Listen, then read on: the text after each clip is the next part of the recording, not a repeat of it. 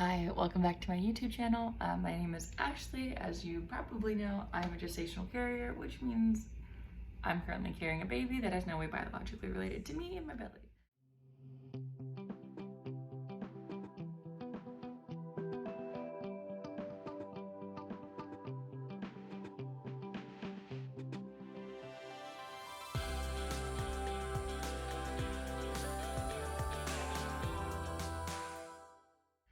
I am now at the 3-month marker, just a little past it. You're probably wondering why I look skinnier than when I started. When I started my journey, I was around 171.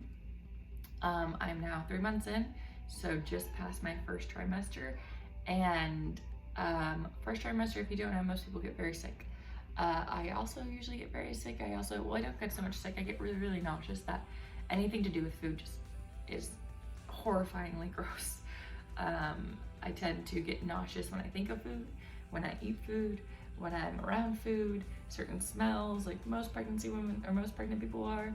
So I actually tend to lose a lot of weight. Both my first two pregnancies with my own kids, I lost just about 20 pounds. I went down to 145, which is really funny because when I try out for certain things in like bikini season during like the summers, 145 is usually my goal weight to look good for bikini season. So I tend to tell a lot of my friends and family that it's funny that the baby wants me. It's kind of like the baby's like, you get to look good one last time. And then I just, I lose a lot of weight. So currently I am 150.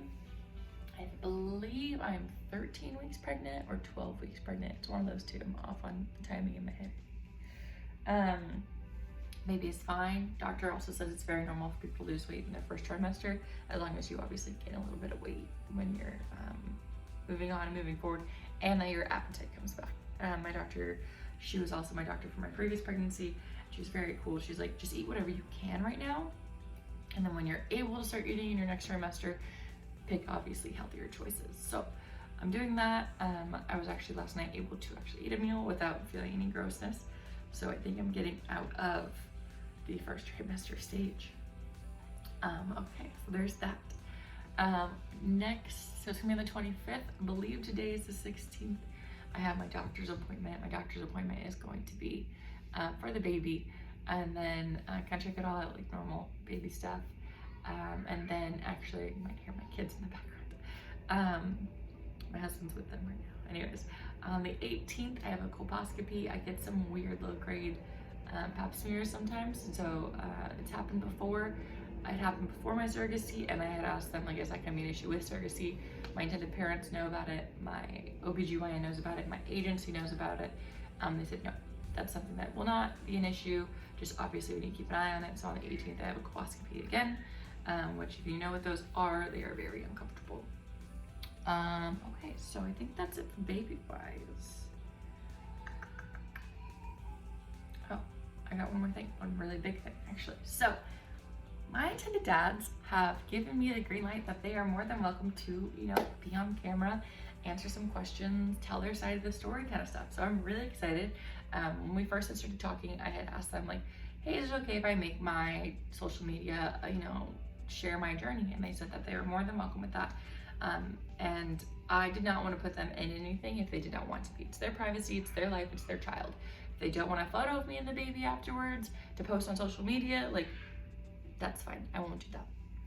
So they were very cool with me doing my side, and we had just kind of kept their side quiet, like not saying anything. And then the other day, they said that they would be open to a Q&A, kind of like what I did with my husband. So that is really exciting to me because I didn't think I was gonna get their side of the journey to share with everybody, and they actually watch a lot of my YouTube videos. One of the dads actually watches them quite often, so I have a feeling he's probably on here right now. Hi! I'm really excited. So if you have any questions for the intended dads, please write them in the comments. I'm gonna give them a questionnaire, I'm gonna email it to them, have them record their answers, and I'll post that actually here on social media, on my YouTube, probably a little on TikTok and stuff like that. But I just want to kind of get their side of the story, kind of like what I did with my husband. But if you personally have like a question you want to ask an intended parent, or if you think of something that would be an interesting question, please write in the comments. I'd love to ask more questions. I'm probably gonna ask them the very simple basics of like, when did you start seeing each other? What made you want to do surrogacy? And like normal things of that sort. But you know, please write in the comments if you have any questions that I might not even think of, or ones that I might think of. And it's just a nice area for me to keep all my thoughts together and your thoughts together. I think that's it. I look like I worked out. I don't, and I haven't. It's funny, I usually tend to gain. So I usually drop all my weight after I give birth. I usually actually look kind of like this after birth. My belly is a little bit squishy, but it's like still flattish. My first pregnancy, my nurses were like, "You just had a baby? Your stomach looks great." And I was like, "Oh my God." So I usually lose all my weight and then I breastfeed and I gain all my weight back. So I'm curious to see, since I'm not gonna be breastfeeding this baby, what's gonna happen to my body, if it's still gonna balloon back up, because maybe nutrient wise, it's just trying to soak in all the nutrients, and I tend to not eat the best meals, not very healthy. I know that's what I was thinking. That's why I ballooned up with when I was breastfeeding, because it's probably just trying to hold in on the nutrients whenever it got nutrients. But yeah, I'm excited to see, since I won't be breastfeeding this time, I'll just be pumping, I think, for the first month to get my tatas to go away.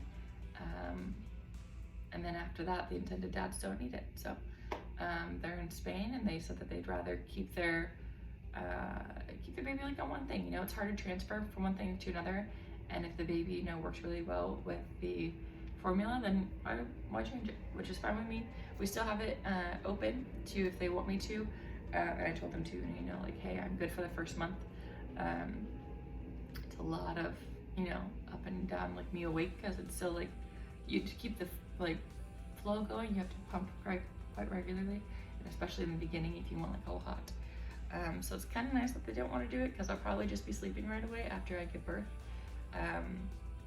My doctor was really funny. She's like, "So what do you want to do after you give birth? Like, do you want to see the baby?" And I was like, first thing I want to see is my intended dads holding their baby. And I was like, I don't need to see you or touch the baby until after they're done with their baby time. Again, it's not my child. And she was like, cool, so we should be able to get you out of the hospital within like 24 hours, as long as everything goes as planned. If it's a C-section, I'll probably be a little bit longer. And I looked at her, I was like, whoa, 24 hours is very short. I have to go back home after that.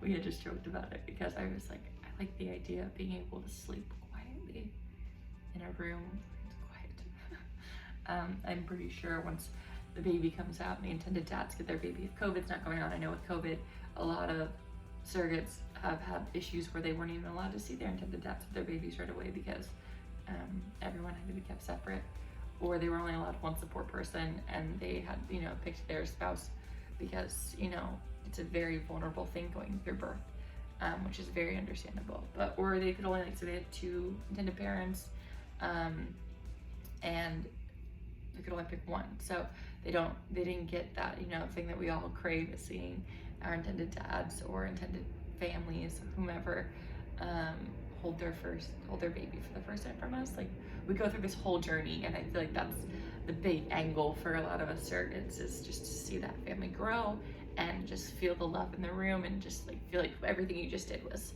worth that and more. So okay, I think that's all.